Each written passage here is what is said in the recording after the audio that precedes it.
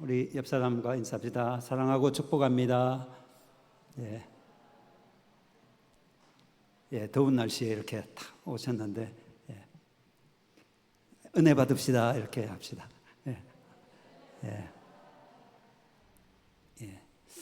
우리 표를 한번 보여주세요. 잘 안 보이시겠지만 예수님의 공생의 사역은 주로 갈릴리에서 이루어졌습니다. 예수님 고향도 저 나사렛이죠. 갈릴리죠. 갈릴리인데 사역은 갈릴리 호수 주변 가버나움을 본부로 해서 그 지역에서 주로 많이 이루어졌습니다. 예수님의 이 갈릴리 사역은 크게 둘로 나눌 수가 있습니다. 예수님의 공생애를 만 3년 정도로 보고 있는데 어떻게 아냐면은 공생애 기간에 있었던 4번의 유월절이 있었다는 것을 통해서 만 3년은 조금 넘었을 것이다 그렇게 생각합니다.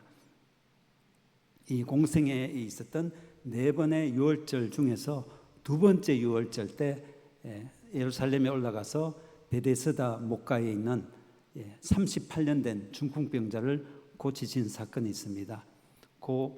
그 사건, 그 유월절 이전까지 갈릴리에서 사역했던 것을 한 4개월 정도 사역했는데 그것을 1차 사역이라고 하고요. 그 다음에 그 베데스다 못 사건 이후에 언제 갈릴리로 내려왔는지 모르겠지만 갈릴리로 아마 빨리 가셨을 것 같아요. 안식일을 어겼다고 유대인들이 예수님을 공격하고 죽이려고 했기 때문에 빨리 갈릴리로 가셨을 것 같습니다.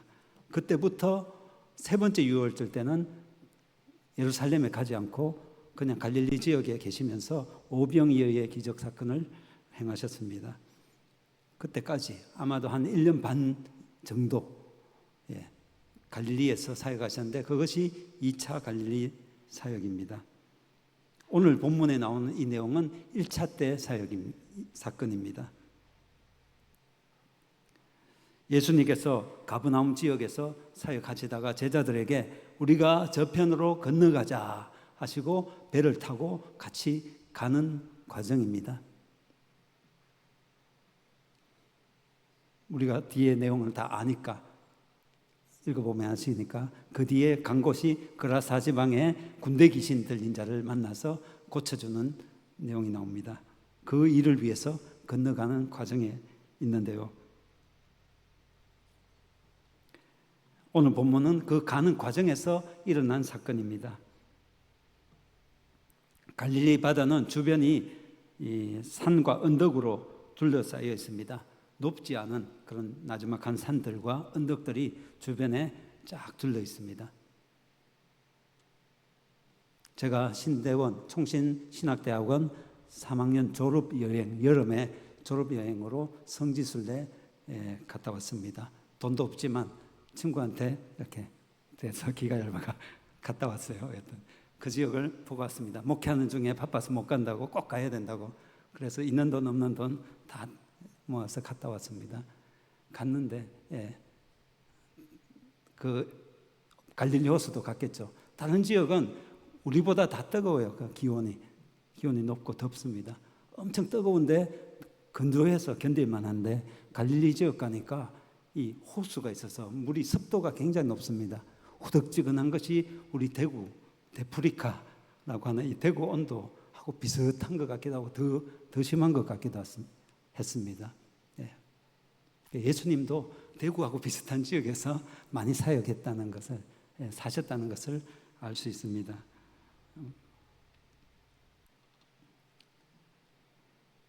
근데 저 북쪽에 가면은 헐몬산이 있습니다. 헐몬산 좀 멀리 떨어져 있지만 그 북쪽 헐몬산 꼭대기는 정상에는 만년설이 쌓여 있습니다.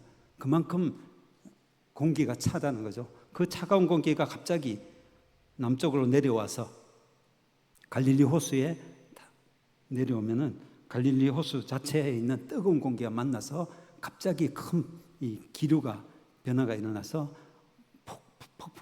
풍랑이 일어나죠. 바람이 크게 치니까 내리치니까 이게 풍랑이 파도가 엄청 큰 파도가 생기기가 쉽습니다. 갈릴리 바다에 갑자기 이런 광풍들이 간혹 만들어집니다.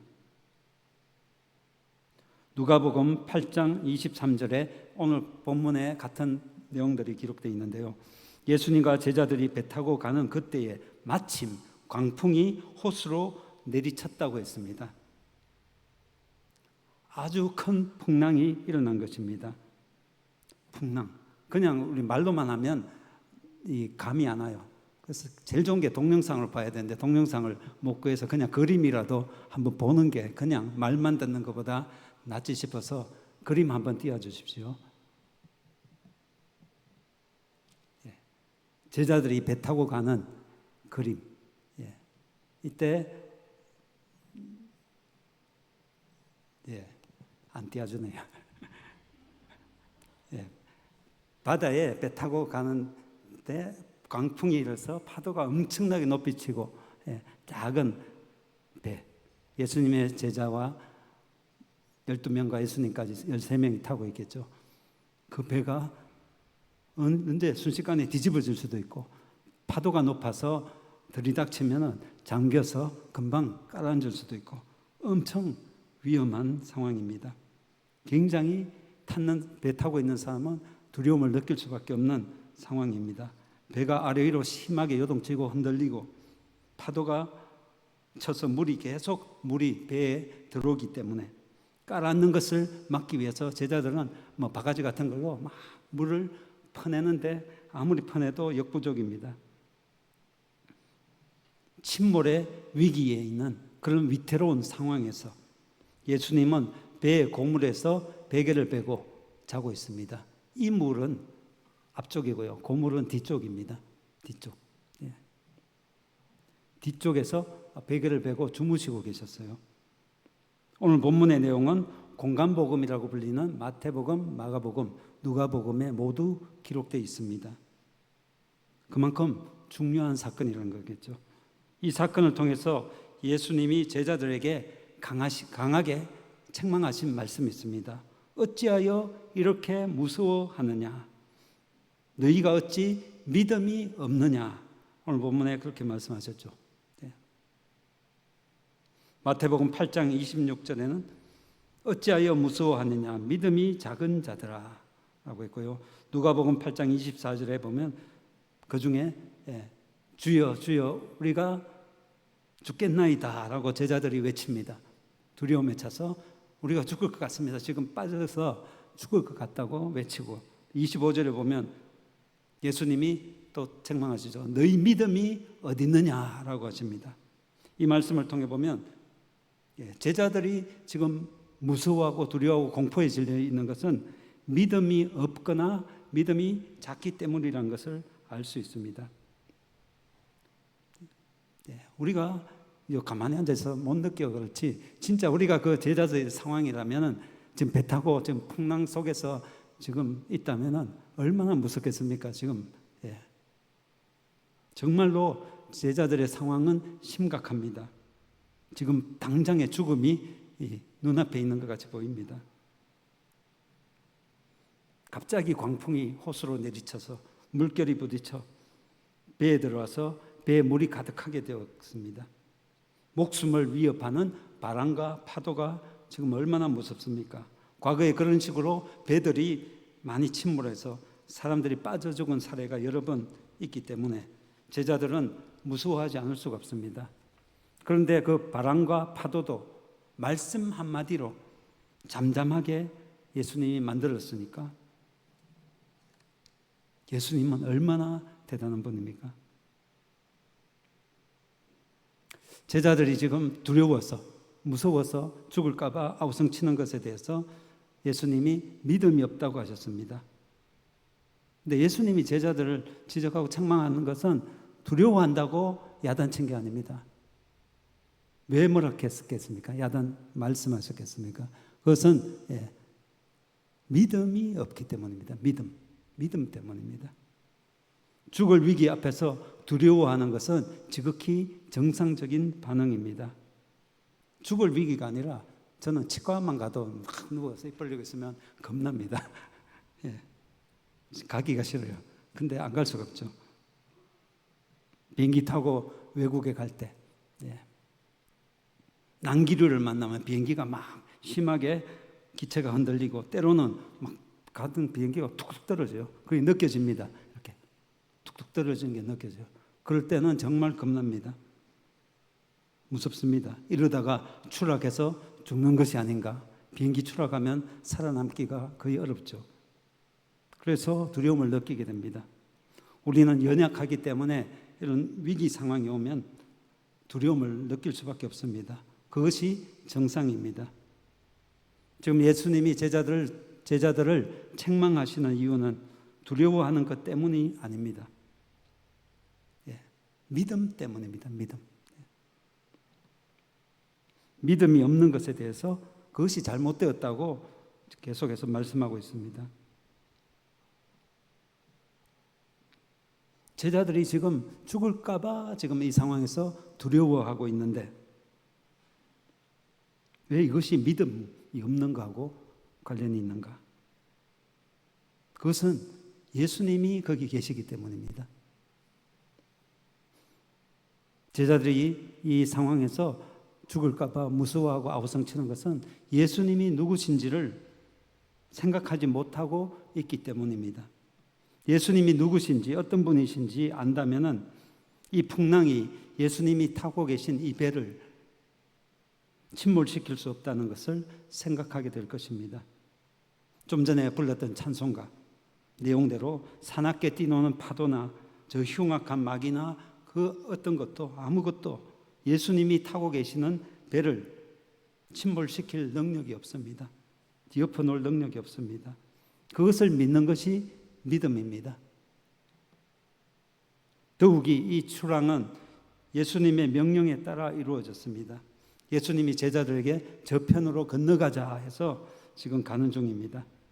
주님의 명령을 따라 출항해서 순종해서 가는데 그런데 왜 이런 어려운 위기가 닥치는가? 막 흉흉하게 뛰다가도 예수님 말씀대로 순종해 가면은 형통해야 되고 평탄하게 평안해야 될 텐데 그렇지 않다는 거죠. 평안한 바다가 갑자기 잠잠한 바다가 이렇게 요동치고 있습니다.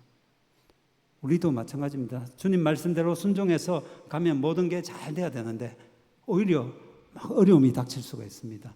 순종해서 주님 말씀에 순종했는데 어려움이 올 수 있다는 거죠.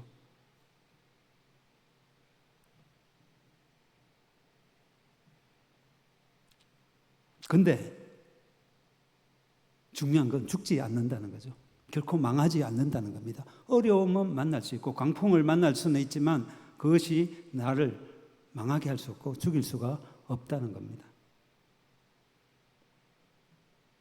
예수님의 명령을 따라 배 타고 지금 가고 있는데 침몰해서 죽는다는 것은 말이 안 된다는 거죠.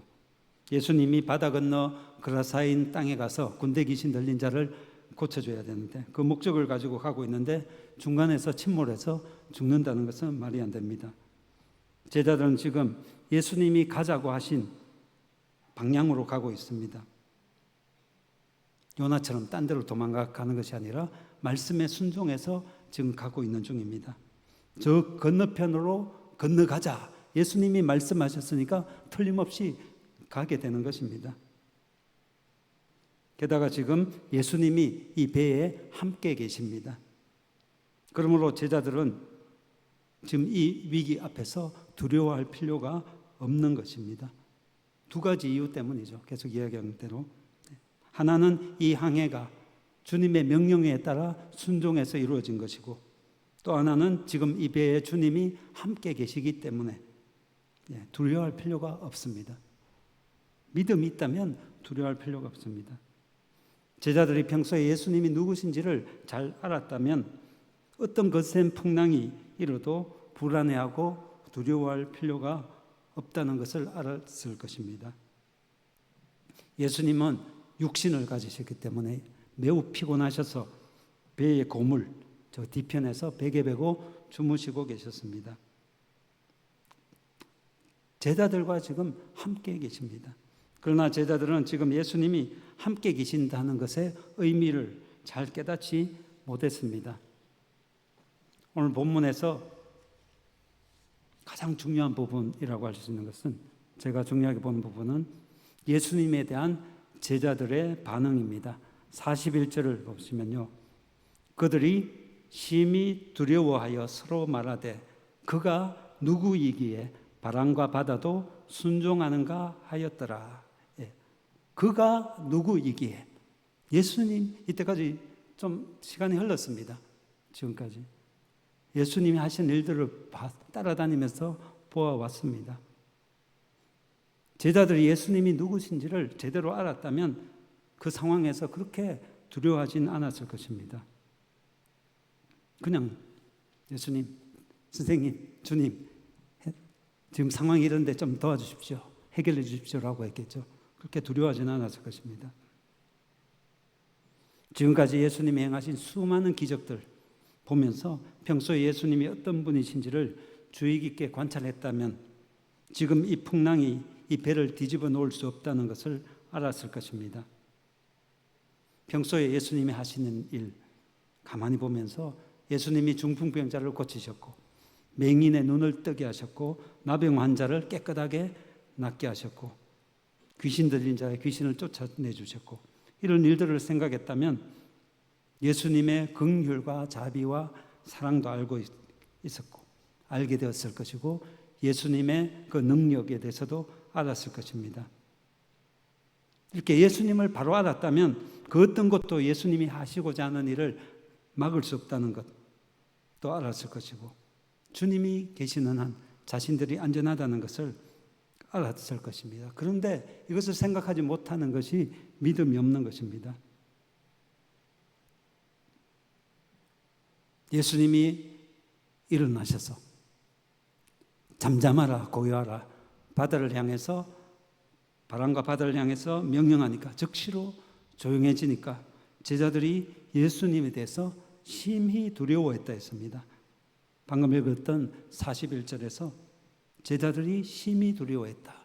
이것은 앞에서 풍랑 때문에 죽을까 봐 두려워하는 것과는 다릅니다.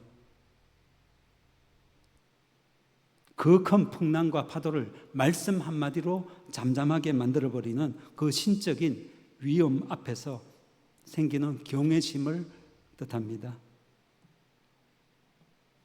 그래서 제자들이 오병이어 사건 이후에 또 두 번째 풍랑이 만난 일이 있습니다. 그때 반응은 확실히 다릅니다. 물 위로 걸어오신 예수님이 베드로와 함께 배에 오르자 순식간에 바다가 고요해졌습니다. 이에 제자들이 모두 엎드려서 진실로 하나님의 아들이로소이다 라고 고백했습니다. 두 번째 광풍 사건 때는 이제 예수님이 누군지를 확실히 느끼고 알게 되었다는 것입니다. 사도 바울은 그리스도를 아는 지식이 가장 고상하기 때문에 과거에 자신이 쌓았던 명성이나 지식이나 모든 스펙들을 그리스도를 위해서 해로 여긴다고 했고 배설물로 여긴다고 고백했습니다. 그만큼 주님을 아는 것이 중요하다는 말씀입니다. 여러분은 하나님에 대해서, 우리 주님에 대해서 얼마나 알고 계십니까? 우리는 하나님이 어떤 분이신지를, 예수님이 어떤 분이신지를 어느 정도는 알고 있습니다. 하나님은 전지전능하시고 모든 것을 아시고 모든 것을 할 수 있는 분이시고 무소불능하시다. 할 수 없는 것이 없다. 다 할 수 있다는 거죠. 무소부재하시다. 없는 곳이 없다. 모든 곳에 계신다는 뜻이고요. 하나님은 거룩하시고 은혜로우시고 자비로우시고 하나님은 사랑이시다. 등등 하나님의 속성을 알고 있습니다. 그러나 이러한 하나님의 속성을 알고 있다고 해서 하나님을 다 제대로 아는 것은 아닙니다.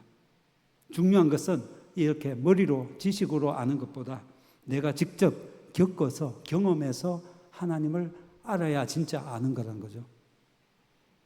내가 체험을 해서 경험해서 하나님을 알 때 내 삶에 나타난 하나님, 내가 직접 만난 하나님, 그게 진짜 하나님을 아는 것입니다.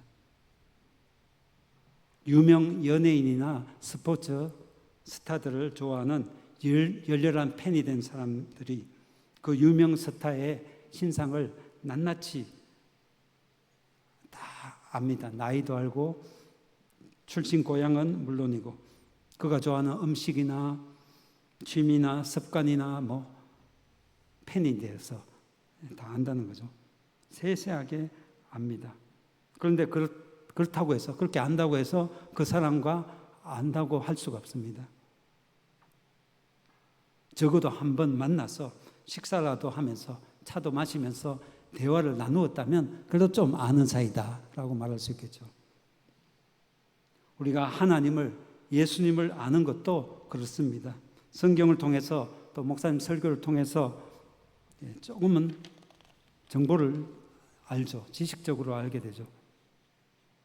이것은 그냥 연예인들, 스타들의 신상 정보를 아는 것과 비슷합니다. 물론 성경 말씀을 통해서 하나님을 알아가야 됩니다. 성경은 예수님에 대해서 기록된 책이기 때문입니다. 그런데 그것만으로는 부족하다는 것입니다. 믿음은 현실입니다. 현실. 그냥 관념적으로, 철학적으로 아는 그것이 아닙니다. 우리의 삶을 통해서 하나님을 알아야 합니다. 성경을 통해서 예수님이 어떤 분이신지를 알았다면 여러분 삶 속에서 직접 주님을 만나고 체험할 때 비로소 안다라고 할 수가 있습니다. 이 믿음이란 게 하루아침에 생기는 것이 아닙니다. 오늘 밤 와서 한번 기도했다고 충분한 믿음이 생기는 것이 아닙니다. 간절한 기도 가운데 물론 하나님 만나고 믿음이 확신이 생길 수 있죠. 하나님은 우리에게 믿을 만한 증거를 충분히 주시면서 믿게 하십니다. 우리의 믿음, 알고 믿어야죠. 무턱대고 믿는 것은 맹신입니다. 하나님이 보여주시는 그 계시, 증거, 말씀을 통해서 우리 삶을 통해서 그것을 깨닫고 알고 하나님을 알아가며 믿어야 합니다. 호렙산 떨기나무 앞에서 모세는 하나님을 만났습니다. 하나님은 자신을 아브라함의 하나님, 이삭의 하나님, 야곱의 하나님이라고 소개했지만 모세는 백성들이 물으면은 무엇이라고 말해야 될지 하나님의 이름을 가르쳐 달라고 했습니다. 이에 하나님은 자신을 여호와라고 소개했죠. 그 뜻은 나는 나다. 영어로 하면 I am who I am 입니다. 그런데 히브리어 학자들은 이것을 미래 시제로 이해해야 한다고 주장합니다. 미래 시제로 하면 영어로 하면요. I will be who I will be. 나는 앞으로 내가 되어질 나일 것이다 라는 뜻입니다. 좀 어려운 것 같지만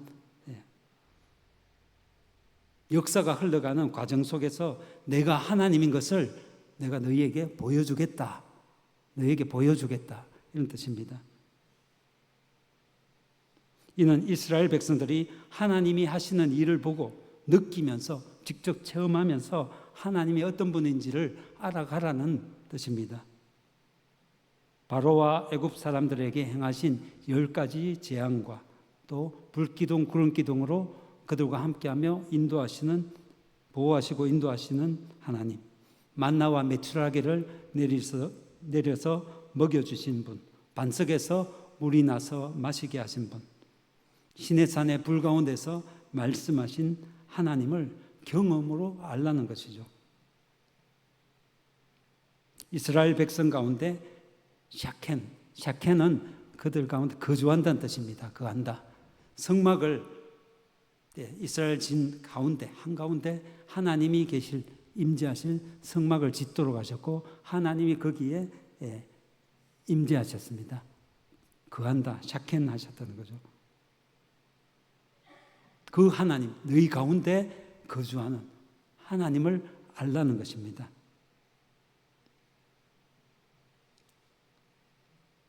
성막에 거주하신 하나님. 신약 예수님 때 예수님 자신이 성전이라고 했습니다. 자신의 육체가 성전이다. 성육신이 하나님이 우리 가운데 거하시는 것입니다. 인간 세상에 우리 가운데 우리와 임마누엘 함께하기 위해서 하나님이 거하는 것. 그래서 예수님 육신이 성전인 것입니다. 그 성육신, 하나님이 우리 가운데 거하기를 기뻐하시고 우리와 함께하기를 원하십니다. 이 하나님 말씀이 육신이 되어서 우리 가운데 거하시니 아버지의 독생자의 영광이요 은혜와 진리가 충만하더라 했는데요. 이 하나님의 영광, 우리 가운데 거하는 것, 그것이 성육신입니다.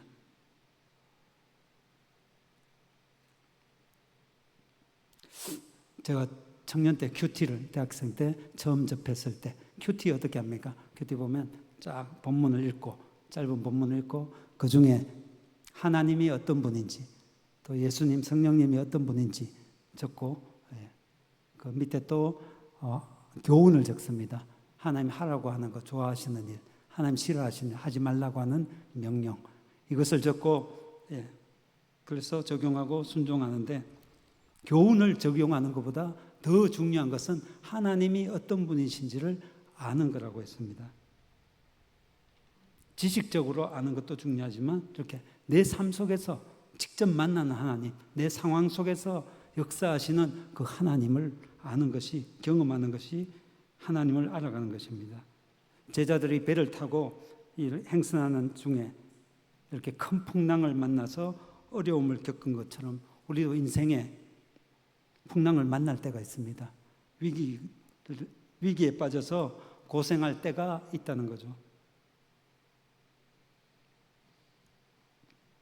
근데 하나님을 알아가는, 삶 속에서 알아가는 방법은 여러 가지 있겠지만, 평안할 때보다는 오늘 제자들처럼 풍랑을 만나 위기 가운데 있을 때, 우리 인생의 풍랑을 만나서 정말 위기 가운데 있을 때, 어려움을 만났을 때 하나님을 알아가기가 더 쉽다는 것입니다. 더 기회가 됩니다. 위기 속에 있을 때, 어려움 속에 있을 때 주님이 어떤 분이신지를 더 잘 알 수 있는 기회가 된다는 것입니다. 위기 속에서 더욱 절실히 주님을 찾고 의지하게 되므로 그 고난 속에서 역사하시는 주님을 경험하고 알게 되는 것입니다. 하나님을 아는 것은 한순간에 아는 게 아니라 서서히 흘러가는 시간 속에서 더 점점 더 알아가게 되는 것입니다. 내가 순간순간 살아가는 그 공간 속에서 나와 함께 계시는 주님, 그 주님이 어떤 분이신지를 알아가는 겁니다. 그리고 하나님을 아는 것은 속성을 아는 것보다, 하나님이 어떤 분인지 속성만 아는 것이 아니라 하나님의 뜻을 아는 겁니다. 하나님이 나에게 원하는 게 무엇인가? 하나님이 기뻐하시는 것이 무엇인가? 내가 어떻게 하기를 원하시는가? 나에게 지금 어려움이 닥쳤는데 하나님이 왜 이 일을 나에게 허락하셨는가? 이유가 뭘까? 주님의 의도를 아는 것이 중요하다는 것입니다. 그래서 우리는 항상 하나님의 선하시고 기뻐하시고 온전하신 뜻이 무엇인가를 분별하고 그 뜻대로 순종하며 살아가야 할 것입니다. 믿음이란 게 현실입니다. 현실. 계속 말씀드리지만 현실. 어떤 어려움과 풍랑이 다가와도 내 힘으로는 도저히 해결할 수 없는 그 문제를 만났을 때 그것이 나를 망하게 하는 게 아니라 기회가 된다는 것을 기억하십시오. 주님을 만나고 주님을 알 수 있는 기회가 된다는 겁니다. 그 일을 허락하신 주님의 뜻을 깨닫고 적극적으로 주님을 믿고 의지해야 합니다. 주님은 우리의 믿음을 통해서 일하십니다. 하나님 말씀과 삶 속에서 예수 그리스도가 어떤 분이신지를 늘 깨닫고 파악하고 알아가시며 믿음으로 주님의 기쁨이 되는 삶을 사는, 그리고 주님께 모든 것 맡기고 하나님의 일하심을 보면서 하나님을 알아가는 성도들이 되시길 간절히 바랍니다. 기도하겠습니다. 거룩하신 주님 감사합니다. 참으로 풍랑 속에서 우리 예수님이 어떤 분이신지를 제자들이 더 깊이, 더 자세히 잘 알게 된 것처럼 우리도 삶 가운데서 주님을 더욱더 알아가길 원합니다. 믿음이란 것이 추상적인 또 철학적인 것이 아니라 우리의 현실이라는 것을 기억하며 현실의 삶 가운데서 또 어려움을 만날 때일수록 더욱더 주님을 알 수 있는 기회임을 생각하고 불가능한 일 앞에서 하나님을 더욱더 의지하며 믿음으로 일을 해결함으로써 하나님의 크신 사랑과 하나님의 그 은혜를 체험하고 하나님을 더욱더 의지하게 되는 우리가 되게 하옵소서. 예수님의 이름으로 기도하옵나이다.